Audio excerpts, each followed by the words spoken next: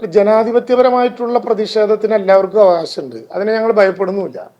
പക്ഷേ മന്ത്രിമാരെ ശാരീരികമായി ആക്രമിക്കാൻ തീരുമാനിച്ചാൽ അത് വളരെ പ്രയാസകരമാകും. മന്ത്രിമാരോടുള്ള പ്രതിഷേധം പറഞ്ഞോട്ടെ. ഞങ്ങൾ ഇപ്പോൾ കേരളത്തിൻ്റെ നിയമസഭയിൽ പറഞ്ഞല്ലോ, 5 വർഷക്കാലം ഈ ഗവൺമെൻറ് ഉണ്ടായിട്ട് കേരളത്തിൻ്റെ നിയമസഭയിൽ ഉത്തരവാദിത്വത്തോടു കൂടി എഴുതി തയ്യാറാക്കി ഒരു അവിശ്വാസ പ്രമേയമോ ഒരു അഴിമതി ആരോപണമോ ഉന്നയിക്കാൻ പറ്റാത്ത ഒരു പ്രതിപക്ഷമായിരുന്നു ഇത് എന്നുള്ളത് പ്രതിപക്ഷത്തിൻ്റെ കുഴപ്പമല്ല, ഞങ്ങളുടെ ഗുണമാണ്. ഞങ്ങളെ ആ വിധത്തിൽ ഒന്നും പിടിക്കാൻ പറ്റിയിട്ടില്ല എന്നുള്ളതാണ്. പ്രതിപക്ഷത്തിൻ്റെ മോശക്കാരായ പ്രതിപക്ഷം എന്ന് ചിലർ ചിത്രീകരിക്കുന്നുണ്ട്. ഞാൻ അങ്ങനെയല്ല എൻ്റെ അഭിപ്രായം. പ്രതിപക്ഷം വളരെ ശരിയായിരുന്നു. അവരെത്ര അധ്വാനിച്ചു, നന്നായി അധ്വാനിച്ചു. എത്ര അധ്വാനിച്ചിട്ടും ഞങ്ങളെ പിടിക്കാനൊരു വഴിയും കിട്ടിയിട്ടില്ല.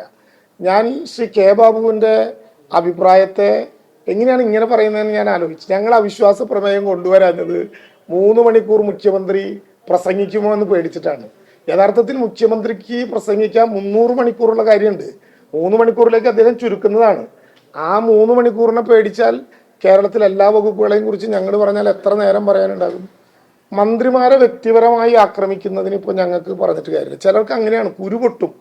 അങ്ങനെ ഒരു പ്രയോഗം ഉണ്ടല്ലോ, ആളുകൾക്ക് ഒരു ഗത്യന്തരവും ഇല്ല എന്ന് തോന്നിയാൽ പിന്നെ കയ്യിലുള്ള അവസാനത്തെ ആയുധം എടുത്തിട്ട് എറിഞ്ഞു നോക്കും. അതിലൊന്നും കുഴപ്പമില്ല. അതൊക്കെ അത്തരത്തിലുള്ള വായില്ലാത്ത കോടാലികളായിട്ട് ഞങ്ങൾ കാണുന്നു. ഭൂമാഫിയ റവന്യൂവിനെതിരെ ആക്രമണം നടത്തും. സ്വാഭാവികമാണ്, ഭൂമിയെ കള്ളക്കച്ചവടം നടത്താൻ പറ്റില്ല എന്ന് കേട്ടാൽ കള്ളക്കച്ചവടം തടഞ്ഞവനെതിരെ ആക്രമണം ഉണ്ടാകും. ഇതൊക്കെ സാധാരണയാണ്, അതിലൊന്നും പ്രശ്നമില്ല.